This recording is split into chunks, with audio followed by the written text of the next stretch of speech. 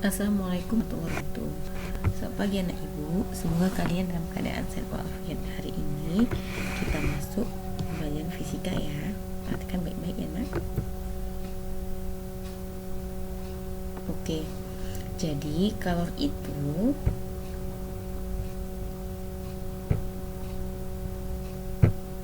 dapat kita lihat di sini merupakan energi. Kemudian perpindahan kalor itu terbagi tiga: konduksi, konveksi, dan radiasi.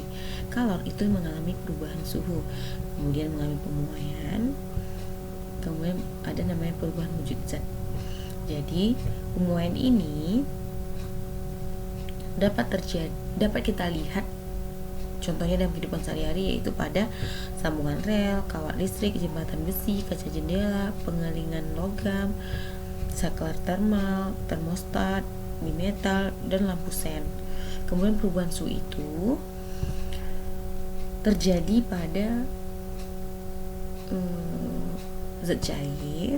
Kemudian ada yang namanya termometer untuk mengukur zat cair, untuk mengukur suhu. Itu namanya ada termometer.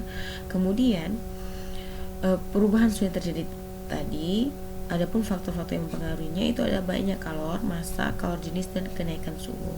Jadi perubahan wujud itu mengalami namanya massa, kalor lebur atau kalor uap, banyaknya kalor, kemudian kenaikan suhu. Oke, suhu dan kalor. Suhu adalah ukuran yang menyatakan energi panas tersimpan dalam suatu benda. Benda bersuhu tinggi berarti memiliki energi panas yang tinggi. Begitu juga sebaliknya. Skala termometer. Termometer ada alat yang digunakan untuk mengukur suhu benda. Terdapat 4 skala secara umum, yaitu Celsius, Reaumur, Fahrenheit, dan Kelvin. Adapun skala termometer yang dapat kita lihat, ini adalah termometer Reaumur, Celsius, Fahrenheit, Kelvin. Ini adalah termometer sebagai acuannya ya. Ini ada titik tetap atas, dan yang di bawah ini titik tetap bawah. Dan titik tetap atas untuk skala Reaumur itu 80, Celsius 100, Fahrenheit 212, dan Kelvin 373. Kemudian untuk titik tetap bawah itu untuk skala Reaumur itu 0, Celsius 0, Fahrenheit 32, dan Kelvin 273. Jadi R dikurang 0 per 80 dikurang 0 sama C dikurang 0 per 100 kurang 0 sama F dikurang 32 per 218 dikurang 32 sama K dikurang 273 per 373 dikurang 273 sama X dikurang X max per X max dikurang X min. Kemudian R per 80 sama C per 100 sama F dikurang 32 per 180 sama K dikurang 273 per 100 sama X dikurang X min per X max dikurang X min. Jadi hubungan skala Celsius dan skala Kelvin, TC sama dengan T ditambah 273 Kelvin, atau TK sama T dikurang 273 Kelvin. Hubungan skala Fahrenheit dan Celsius, F dikurang 32 berbanding C sama 9 banding 5. Jadi ada skala Celsius, Reaumur, Fahrenheit, Kelvin misalnya. Jadi kalau misalnya suhu Celsius ini mau kita ubah ke Reaumur, maka rumusnya ada 4 per 5C. Kemudian suhu Celsius ini kita ubah ke Kelvin, maka K sama C ditambah 273. Kalau Celsius ini mau kita ubah ke suhu Fahrenheit, maka F sama 9 per 5C ditambah 32, dan seterusnya ya. Oke, pemuaian. Pemuaian merupakan bertambahnya ukuran benda yang terjadi karena adanya kenaikan suhu ya. Jadi jenis pemuaian. Pemuaian zat padat. Pemuaian pada zat padat dapat dikelompokkan menjadi 3. Yang pertama itu muai panjang. Pemuaian panjang merupakan pertamanya ukuran panjang suatu benda karena menerima kalor. Pada pemuaian panjang, nilai lebar dan tebal sangat kecil dibandingkan dengan nilai panjang benda tersebut. Jadi lebar dan tebal dianggap tidak ada. Contoh benda yang cuma mengalami pemuaian panjang adalah kawat kecil yang panjang sekali.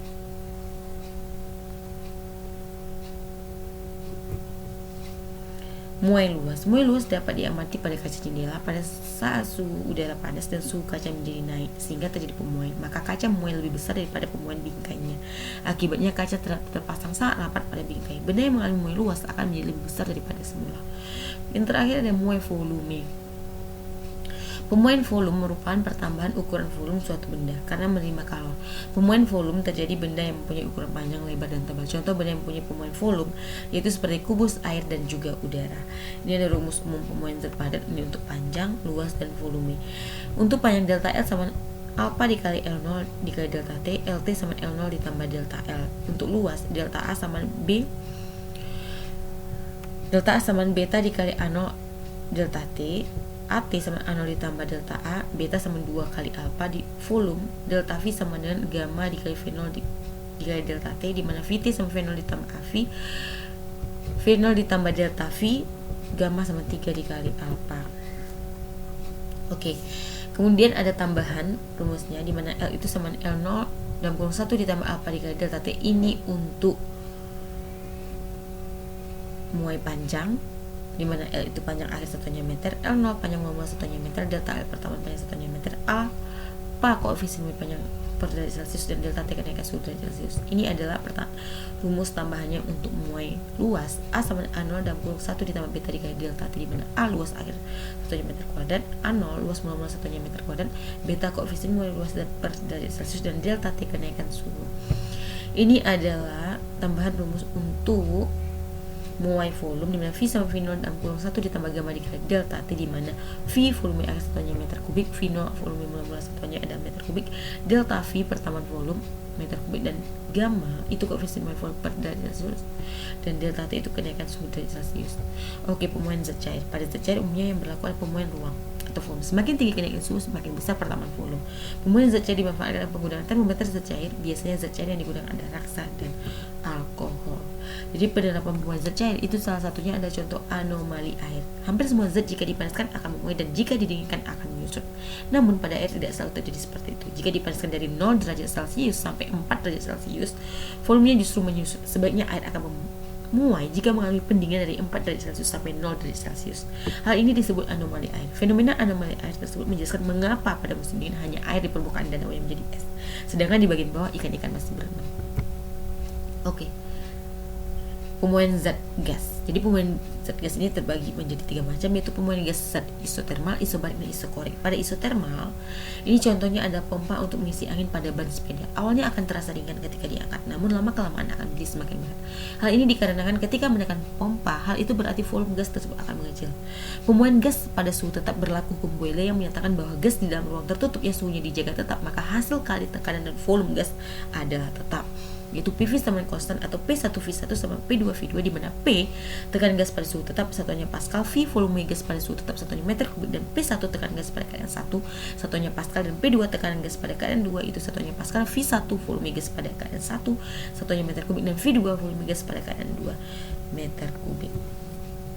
Kemudian pemuaian gas isobarik. Isobarik ini adalah di mana bar pada tekanannya tetap, maka volume gas sebanding dengan suhu mutlak gas, di mana rumusnya V per T sama konstan, di mana V1 per T1 sama V2 per T2.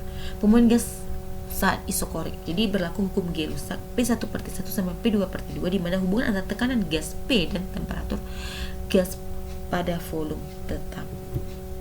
Oke, sampai sini dulu penjelasan Ibu. Jadi kalian catat yang belum kalian catat ya nak. Oke, wabillahi taufiq wal hidayah. Wassalamualaikum warahmatullahi wabarakatuh. Jangan lupa kirim ke WA ya. Assalamualaikum.